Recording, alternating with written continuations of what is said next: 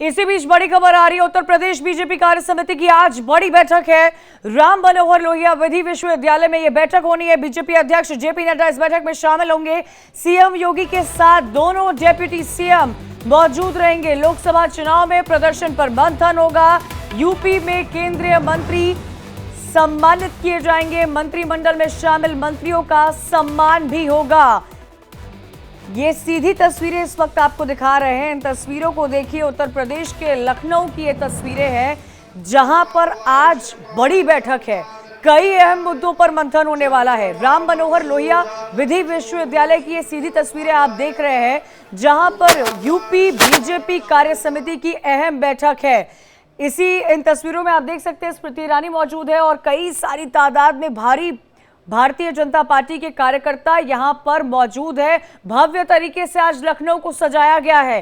राम मनोहर लोहिया विधि विश्वविद्यालय की ये तस्वीरें आप देख रहे हैं, जहां पर भारी तादाद में लोग मौजूद है। स्मृति ईरानी को आप देख पा रहे हैं, साथ ही साथ उत्तर प्रदेश के दोनों मुख्यमंत्री की तस्वीरें भी आपके सामने है। ब्रजेश पाठक को देखा आपने, केशव प्रसाद को देखा आपने, उत्तर प्रदेश के मुख्यमंत्री योगी आदित्यनाथ आपको बीचों बीच आप इस मंच पर देख पा रहे होंगे। एक मंच, दिग्गज नेता, बड़ा संदेश, वोट परसेंट जो इस बार लोकसभा चुनाव में गिरा है उसको लेकर मंथन होगा। 2027 विधानसभा चुनाव को लेकर अहम मंथन किया जाएगा। एक ही साथ इस तस्वीर में इस मंच से उत्तर प्रदेश के दिग्गज नेता मौजूद है। उत्तर प्रदेश के मुख्यमंत्री योगी आदित्यनाथ को बीचों बीच आप देख रहे हैं। साथ ही आपको बता दें कि इस मुलाकात में कई अहम मसलों पर चर्चा की जाएगी।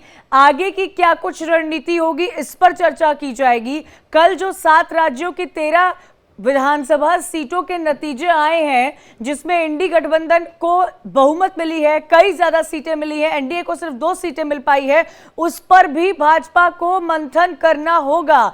ये इंट्रोस्पेक्ट का वक्त है भारतीय जनता पार्टी के लिए। ये ऐसा वक्त है जब आने वाले समय में 2027 को लेकर क्या रणनीति भाजपा तय कर सकती है, इस पर चर्चा की जाएगी। लोकसभा चुनाव में अगर भारतीय जनता पार्टी को कहीं से भारी शिकस्त मिली है तो वो उत्तर प्रदेश का राज्य है। उत्तर प्रदेश में ये दूसरा टेन्योर चल रहा है योगी आदित्यनाथ का। भाजपा पूरी ताकत लगा रही है 2027 के लिए, लेकिन इन सब के बीच में सवाल ये खड़ा हो रहा है कि लोकसभा चुनाव में जो प्रदर्शन रहा है, जो सीटें धमाधम नीचे गई हैं भाजपा की, वोट परसेंटेज जो कम हुआ है, उसको लेकर क्या अहम रणनीति तय की जाती है। भव्य तस्वीरें इस वक्त आप राम मनोहर लोहिया विधि विश्वविद्यालय की देख रहे हो, जहां पर भारतीय जनता पार्टी के दिग्गज नेताओं के साथ साथ तमाम कार्यकर्ता मौजूद है। ये बहुत बड़ी बैठक है और देखना दिलचस्प होगा कि इस बड़ी बैठक में क्या बड़े बड़े फैसले लिए जाते हैं। आर्थिक तौर पर उत्तर प्रदेश का जो विकास हुआ है और ज्यादा विकसित कैसे किया जाए यूपी को। जब बात आर्थिक तौर की आती है तो इन्वेस्टमेंट यानी कि निवेश को लेकर उत्तर प्रदेश के मुख्यमंत्री योगी सरकार क्या कुछ सामने लेकर आए हैं, इस पर भी चर्चाएं जोरों पर है। ईज ऑफ डूइंग बिजनेस में कैसे यूपी का ग्राफ बढ़ा है, ये तमाम चीजों पर नजरें हैं। अखंड ज्यादा जानकारी के साथ हमारे साथ जुड़ गए हैं। अखंड, बड़ा दिन, यूपी बीजेपी कार्य समिति की बैठक का आगाज हो गया है। सीधी तस्वीरें इस वक्त अपने दर्शकों को दिखा रहे हैं, क्या कुछ कार्यक्रम है आगे? जी बिल्कुल, बीजेपी कार्य समिति की बैठक अभी तुरंत शुरू हुई है। अभी इसके पहले आप देख सकते हैं, कैमरे के सामने दिख रहा होगा कि इसमें योगी आदित्यनाथ जी का जो स्वागत किया जा रहा है। प्रदेश के मुख्यमंत्री हैं, प्रदेश के बीजेपी अध्यक्ष हैं भूपेंद्र चौधरी, वो भी साथ में मौजूद हैं, उनका भी स्वागत किया जा रहा है। और इन सारी चीज़ों के बीच में अभी वंदे मातरम के साथ इसकी औपचारिक शुरुआत हो गई है। तकरीबन 3 बजे माना जा रहा है कि जेपी नड्डा जो कि राष्ट्रीय अध्यक्ष हैं बीजेपी के, वो भी यहाँ पे मौजूद रहेंगे।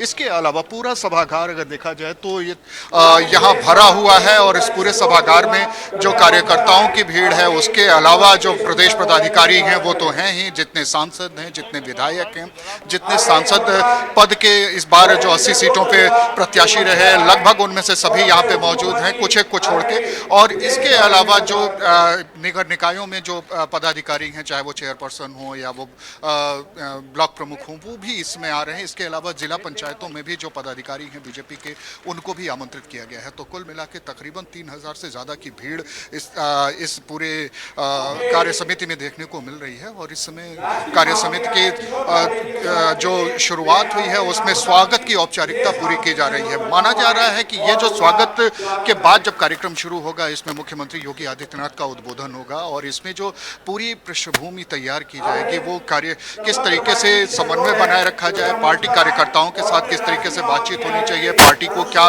कौन सी लाइन पे चलना होगा, पार्टी कार्यकर्ताओं को किस तरीके से जनसंपर्क बढ़ाना होगा, ये सारी चीज़ें इस वजह से भी ज़्यादा अहम है क्योंकि ये पहली बार है कि इस लोकसभा चुनावों में बीजेपी को इतना बड़ा नुकसान हुआ है और उसके बाद इतनी बड़ी संख्या में कोई एक कार्य समिति आयोजित की जा रही है। तो जाहिर सी बात है कि इसमें से निकलने वाला हर मसला, हर बयान, हर जो बात है वो कहीं न कहीं कार्यकर्ताओं को सीधे जोड़ेगी या कार्यकर्ताओं से सीधे जोड़ते हुए जो आगामी उपचुनाव हैं, अभी 10 सीटों पे होने वाले उपचुनाव हैं प्रदेश में, उस पर सीधा असर डालेगी और बीजेपी के लिए ये आसान राह नहीं होगी।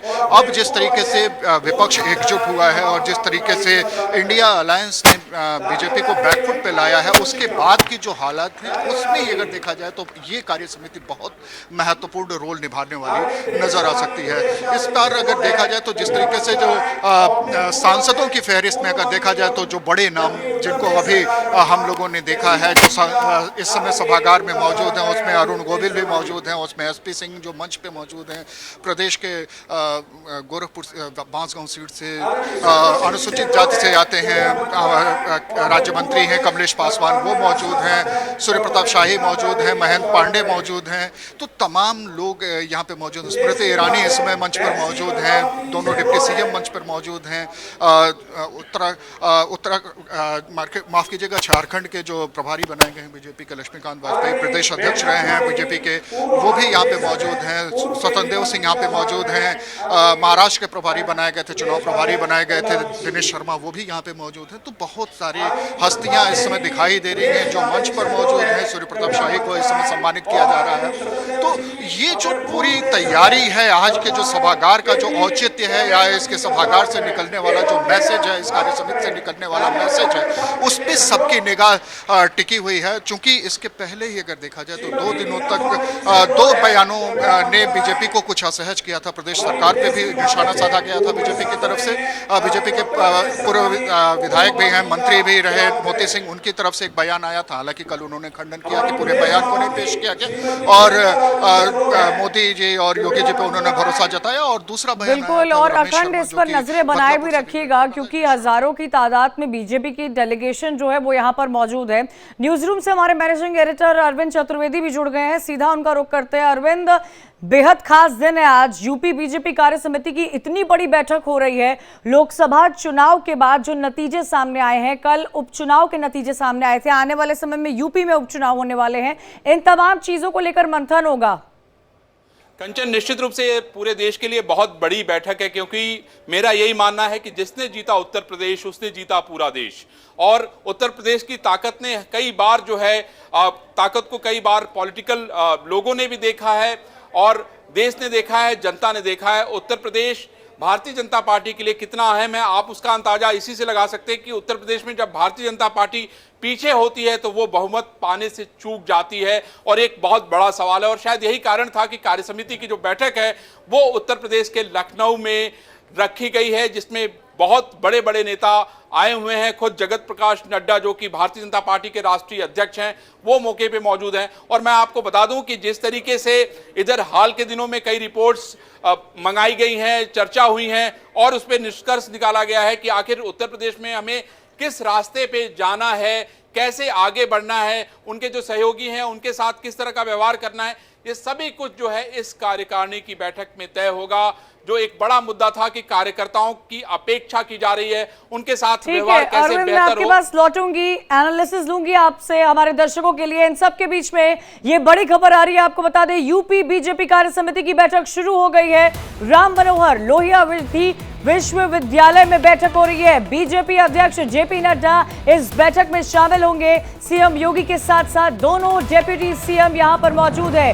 लोकसभा चुनाव में प्रदर्शन पर मंथन होगा, उत्तर प्रदेश के केंद्रीय मंत्री सम्मानित किए जा रहे हैं। मंत्रिमंडल में शामिल मंत्रियों का सम्मान हो रहा है। इस वक्त की बड़ी खबर आपको बता दें, लंबे वक्त से इंतजार हो रहा था लखनऊ में हो रही इस बैठक का। लखनऊ पूरी तरह से सज चुका है। जानकारी ये मिल पा रही है अरविंद कि जो समापन कार्यक्रम होगा उसमें जो एड्रेस होगा वो बीजेपी अध्यक्ष जेपी नड्डा की तरफ से होगा।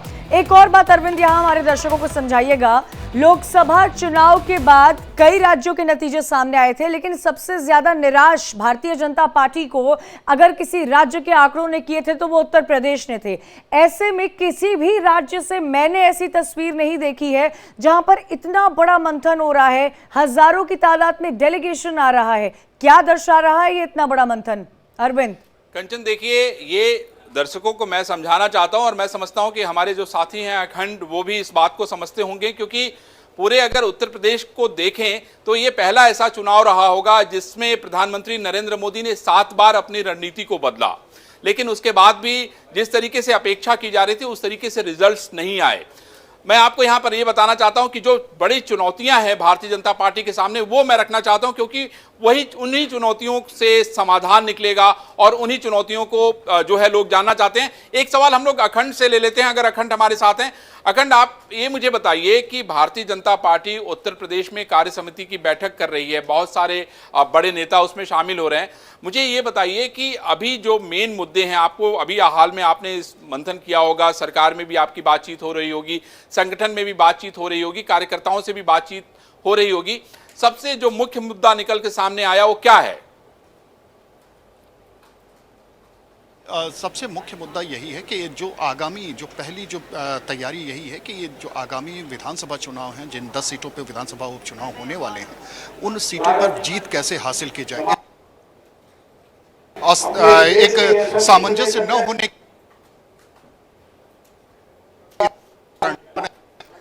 चलिए, अखंड को अरविंद मेरे ख्याल से वो उस एरिया में मौजूद है तो थोड़ा नेटवर्क का प्रॉब्लम है, क्योंकि जहां पर ये बड़ी बैठक हो रही है अखंड भी वही मौजूद है।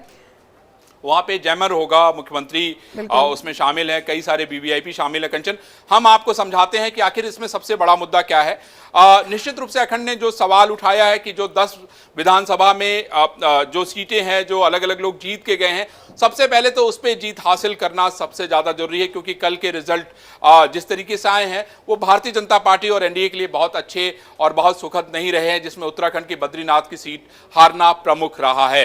मैं आपको यह बताना चाहता हूं कंचन कि इस समय जो सबसे बड़ी चुनौती है कि आने वाले दिनों में 10 विधानसभा की सीटें भारतीय जनता पार्टी और उनके सहयोगी कैसे जीते। दूसरी जो सबसे बड़ी चुनौती है कि उनके जो सहयोगी हैं निषाद पार्टी, ओम प्रकाश राजभर, अनुप्रिया पटेल, इनको कैसे साथ के रखें, कैसे अपने साथ लेके चलें, क्योंकि अनुप्रिया पटेल आपने देखा कि लगातार चिट्ठियां लिख रही हैं और बहुत सारी अपनी मांगे हैं जो जनता के सामने रख रही हैं। दूसरी बात मैं बता दूं कि संजय निषाद जो 2 सीटों पर चुनाव लड़ना चाहते हैं और उस पर अभी तक कोई फैसला नहीं हुआ, ये बहुत बड़ी खबर है। और मैं आपको बता दूं कि हम लोग उस दिन डिस्कशन कर रहे थे जिसमें अभी तक संजय निषाद ने पत्ते नहीं खोले कि अगर भारतीय जनता पार्टी उनको टिकट नहीं देती है तो क्या उनके सामने वो लेकिन अरविंद, जब संजय निषाद से आपकी बात हो रही थी तो संजय निषाद तो मुस्कुरा रहे थे और आश्वासन के साथ भरपूर थे। ऐसे में अरविंद ये बताइएगा मुझे, क्योंकि भारतीय जनता पार्टी ने लोकसभा चुनाव में गठबंधन को भांपने की कोशिश में कहीं ना कहीं चूक रही है, क्या आपको लगता है बीजेपी ऐसी रिस्क आने वाले उपचुनाव में ले पाएगी कि वो गठबंधन को साथ न ले चले? पहले हम लोग मुद्दे को डिस्कस कर लेते हैं, जिन मुद्दों पे सवाल उठ रहा है, जिसके लिए कार्य समिति की बैठक हो रही है। सबसे बड़ा मुद्दा यह है कि भाई अपने सहयोगियों को किस तरह से लेके चलते हैं, क्योंकि जिस तरीके से मोदी जी ने संदेश दिया है, आप देखिए जो देश में सरकार बनी है उसमें प्रधानमंत्री नरेंद्र मोदी किस आहिस्ता आहिस्ता अपने सहयोगियों को साथ लेके चल रहे हैं और कहीं से भी अभी तक ऐसी नाराजगी की कोई खबर नहीं आई। लगातार विपक्ष इस बात को लेकर हमला कर रहा था कि देखते रहिए कितने दिन ये गठबंधन चलता है, तो ये बड़ी खबर है और मैं समझता हूं कि नीचे लेवल पे भी इस तरीके से ही मापदंड का पालन किया जाएगा। तीसरी जो सबसे बड़ा सवाल है कि जो भारतीय जनता पार्टी के कार्यकर्ता हैं, कहा जा रहा था कि उनको हाशिए पे रखा गया है और जिस तरीके से उनको खुल के मदद करनी चाहिए थी चुनाव में, उस तरीके से उन्होंने मदद नहीं की। रिपोर्ट जो है इस तरह की आगे बढ़ाई गई है उत्तर प्रदेश से जिन लोगों से रिपोर्ट मांगी गई थी चुनाव में हार को लेकर। चौथी जो बड़ी बात है कि जो सांसद चुनाव हार गए हैं, क्या उनके खिलाफ बहुत ज्यादा एंटी इनकम्बेंसी थी, नीचे की लोगों ने जो रिपोर्ट भेजी थी उन रिपोर्ट में कहां गड़बड़ियां रह गई थी, उसको लेके भी रिपोर्ट भेजी गई है। और मैं समझता हूं कि कार्य समिति की बैठक में ये बहुत अहम मुद्दा होगा और इस पे भी चर्चा जरूर होगी, क्योंकि ये आगे के लिए जो है इनको नए लोगों को खोजना होगा और ऐसे ताकतवर लोगों को खोजना पड़ेगा जो इनको चुनाव जिता सकें। उसके बाद जो सबसे अहम मुद्दा है कि जो जाति का समीकरण है उसको भारतीय जनता पार्टी साधने में पूरी तरीके से विफल रही है, खास तौर पे ओबीसी दलित को लेके। आप देखिए कि जो विपक्ष का ओबीसी नेता पॉलिटिकल चुनाव लड़ रहा था वो सारे के सारे लोग जीत गए और भारतीय जनता पार्टी के जो ओबीसी चुनाव लड़ रहे थे वो सारे के सारे अधिकतर, माफ कीजिएगा, अधिकतर लोग चुनाव उसमें हार गए। उसके अलावा जो दलितों का वोट स्विंग हुआ, मुसलमान और यादव इनके साथ पहले से नहीं थे, ऐसे में इनके लिए चुनौतियां बढ़ गई हैं। ये मुद्दा भी बहुत अहम होगा इस कार्यकारिणी की बैठक में। और जो एक और सबसे बड़ी चुनौती है कि उत्तर प्रदेश सरकार में जो अफसरशाही है उसको भी देखने और समझने की जरूरत है, क्योंकि ढेर सारे वीडियो वायरल हो रहे हैं। और मैं समझता हूं कि मुख्यमंत्री योगी आदित्यनाथ जो है इस पे जो पूरी नजर रखे हुए होंगे और इस कार्य समिति में उसकी जो कार्यकर्ताओं की अलग अलग जगहों से नाराजगी है उस पर भी कंचन बातचीत होगी और वो भी मुद्दा बड़े रूप से इस मीटिंग में नजर आएगा। तो बिल्कुल साफ तौर पर देखिए, जो ये हमारे दर्शक इस वक्त देख रहे होंगे, ये लखनऊ की भव्य तस्वीरें आप देख रहे हैं। बैठक हो रही है, 3000 भारतीय जनता पार्टी का डेलीगेशन इस बैठक में मौजूद है। कई दिग्गज इस बैठक में शामिल होने के लिए पहुंचे हैं। समापन सेरेमनी जो है वो जेपी नड्डा अपने स्पीच के साथ यहां पर करेंगे। लोगों को मोटिवेट करेंगे, आत्मविश्वास से उन्हें भरपूर करेंगे। जो कुछ लोकसभा चुनाव के नतीजे हमारे सामने आए थे, भारतीय जनता पार्टी को उत्तर प्रदेश से एक बड़ा झटका लगा था। उत्तर प्रदेश की राजनीति इस बार के लोकसभा चुनाव में जो पलटी थी उसको लेकर किसी ने कयास भी नहीं लगाया था और इसीलिए, शायद इसीलिए आज जो तस्वीर आप उत्तर प्रदेश की राजधानी लखनऊ से देख रहे हैं, इस भव्य समारोह में कई बड़े दिग्गज शामिल हुए हैं। मंथन होगा, चिंतन होगा, आगे का रोड मैप तैयार किया जाएगा। 2027 विधानसभा चुनाव में हैट्रिक लगाने की कोशिश कैसे हम बना पाए सरकार, इसको लेकर चर्चा होगी। उपचुनाव को लेकर जो अभी उत्तर प्रदेश में होने वाले हैं उसमें अपने गठबंधन को किस तरह एक साथ लेकर चले, ये भी बड़ा सवाल यहां खड़ा होता है। शुक्रिया अरविंद अखंड आपका हमारे साथ जुड़ने के लिए,